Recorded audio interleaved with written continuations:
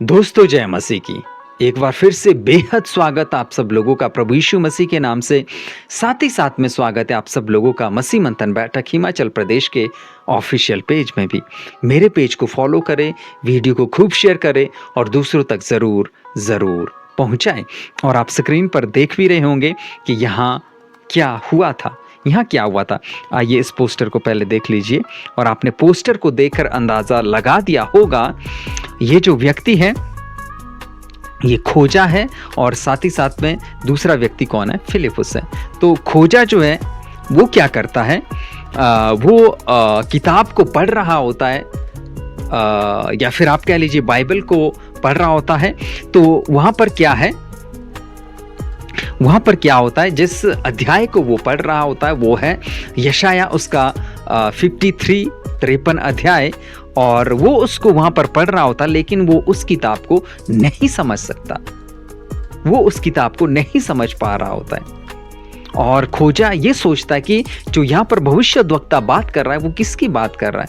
और जो खोजा है वो सोच रहा होता कि क्या जो भविष्यद्वक्ता है क्या वो अपनी बात कर रहा है या फिर परमेश्वर की बात कर रहा है, किसकी बात कर रहा है, वो इस कंफ्यूजन में होता है। लेकिन जब इसकी मुलाकात जो है फिलिपुस से होती है, फिलिपुस जब उससे मिलता है तो वो इसको सही गाइड करता है। तो प्रचारक भी सही था और सुनने वाला भी सही था। तो प्रचारक भी सही होना चाहिए, सुनने वाला भी सही होना चाहिए। देखिए आज चर्चेज में, कलीसियाओं में क्या हो रहा है, जैसा प्रचारक सिखा रहा है और सुनने वालों को लगता है कि ये सही है। देखिए जब आप नए हैं, आप नए विश्वासी है, आप सही चर्च में जाओगे तो सही सीखोगे, गलत चर्च में जाओगे तो गलत सीखोगे, ये बात पक्का है। जितनी नॉलेज, जितनी शिक्षाएं उस चर्च के पास्टर को होगी, उसके हिसाब से आप चलेंगे, बढ़ेंगे।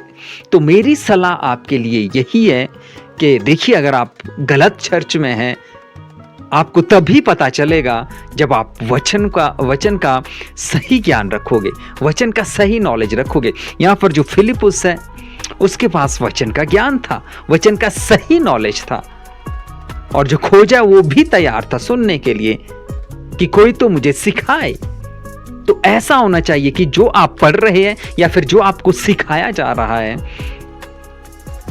क्या वो सही सिखाया जा रहा है, कहीं आपको गलत तो नहीं सिखाया जा रहा, कहीं आप गलत तो नहीं सीख रहे हो। तो आपको ये समझना होगा। तो यहां प्रचारक ने यीशु को ही हाईलाइट किया था, उसने यीशु मसीह को ही हाईलाइट किया था। यहां पर देखिए प्रेरितों के काम उसका 8 अध्याय वचन 35 क्या कहता है। तब फिलिपुस ने अपना मुंह खोला और इसी शास्त्र से आरंभ करके उसे यीशु का सुसमाचार सुनाया। तो जिसको आप सुनते हैं वो आपको क्या सिखा रहा है, कोई तो रबा शबा के चक्कर में, कोई तो यहूदीवाद के चक्कर में आपको फंसा रहा है, कोई तो पवित्र आत्मा के चक्कर में आपको उल्लू बना रहा है। कहते हैं कि हमारे चर्च में आइए, हमारा पास्टर आपके ऊपर हाथ रखेगा, फिर पवित्र आत्मा मिलेगा। क्या बकवास है। तो इससे यीशु मसीह हाईलाइट नहीं होंगे सर, तो आपको समझना होगा।